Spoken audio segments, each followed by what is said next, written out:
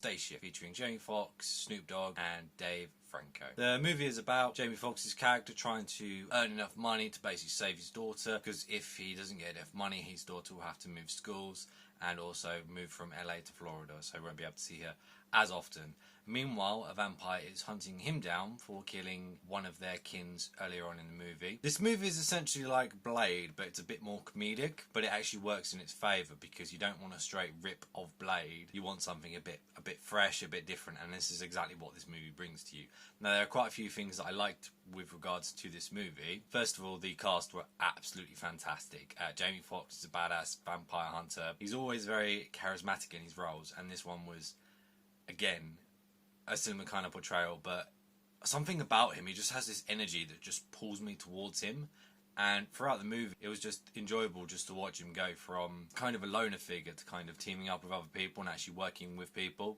It was nice to see that, and his chemistry with Dave Franco was awesome. Like, right from the get-go, like, they have this kind of interaction where they don't really like each other that much, and then they're forced to work with each other, so it kind of develops and it kind of grows. For a change, Dave Franco was actually really funny in this movie. He hasn't been funny since Scrubs for me. I think he was phenomenal on that, and he is very good in this as well. And then you got Snoop Dogg, who is another badass vampire killer, and he absolutely blows it away. Like, every single scene he is in, he just literally just steals the scene. The scene is his. He's another actor that just has this charisma, and as soon as he's there, you're just like, okay, yeah, this is cool. And like later on, when all the characters are in danger and you're like getting really high on the tension, you're like, oh my word, is everyone going to be okay? And he just comes in and just annihilates a bunch of vampires. It's just so sweet. Whilst getting into this movie, I did actually think it was a little bit slow to kind of get into the horror vibe, because you had like the initial kill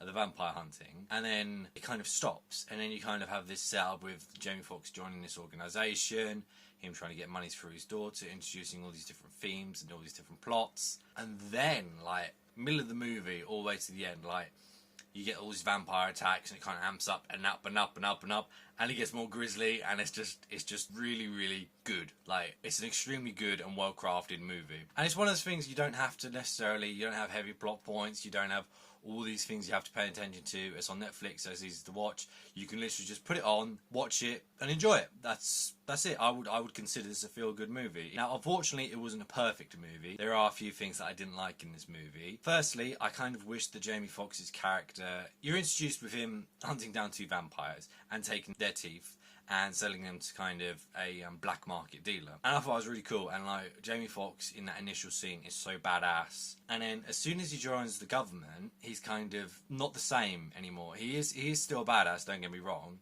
but he struggles a little bit more as well because he has to kind of keep other people alive.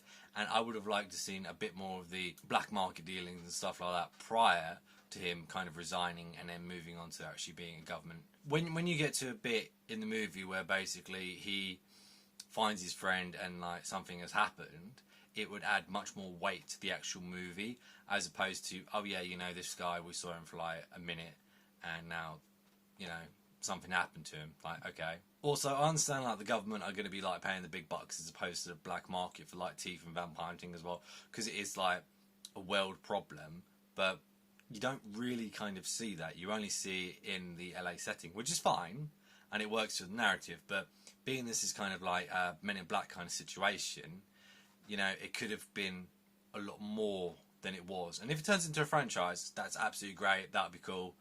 But at the moment, it's very self-contained and it is what it is. And another thing that bothered me was the villain of the movie. Like, you had this queen vampire, we'll call her, right?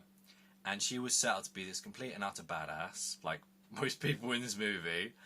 And you didn't quite get that. She buried a vampire alive for not joining her, and then throughout the rest of the movie, she's like, I'm going to get Jamie Foxx. I'm going to get Jamie Foxx. I'm going to get Jamie Foxx. Doesn't do anything to try and get Jamie Foxx, apart from, like, doing something with a friend. And then it's like, I'm going to turn these people. I'm going to turn these people. I'm going to turn these people. And never does anything. And it's like, okay, well, either do something, or just go away, because you're just here and you're not doing anything, and it's annoying. And like her bodyguard, you had like a bodyguard and stuff like that. The final climax of the scene, I won't get into it right now, so I don't want to spoil it. You compare that with like the middle bit with like the nest, They go to a house. They think there's a few vampires in there, and it turns out to be a nest, and all hell breaks loose, and they're fighting for their lives, and it's awesome and it's epic. And then you kind of have the ending, which you kind of have like a bunch of vampires again, but because of like you have Snoop Dogg's character, it's kind of deflated a bit because he's just such a badass, so he's just killing left, right, and centre, and it doesn't really matter. But we'll talk about that a bit more in a minute. In that setting, we also had all these other different types of vampire. Like Dave was literally just listing off 4 different species of vampires, and like they all act differently, they all do different things. And apart from him going, that corpse is that corpse is that corpse is that, and that corpse is that, you don't really get to understand like the difference in what the type of vampires were.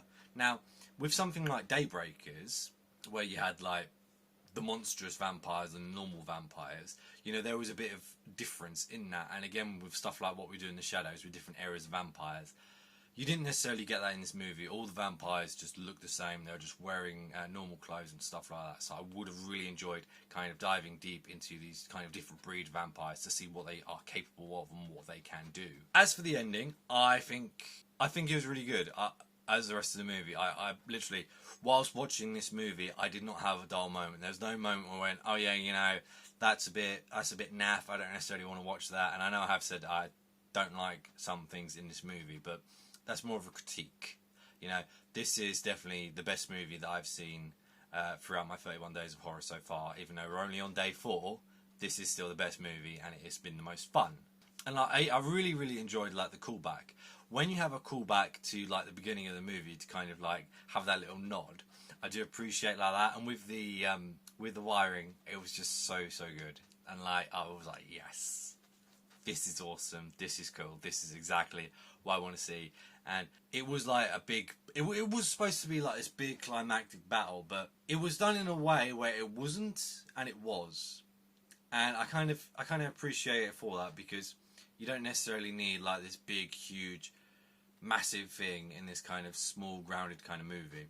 I would have liked also for them to kind of do something a bit more with Dave Franco, being that they kind of do something with him towards the end. I would have liked kind of that to be more noticed, more consequences for what's happened to him, but they never really do anything with that. But as I said, overall, I love this movie, and if you're looking for something to kind of stick on, watch and enjoy, I'd highly recommend it.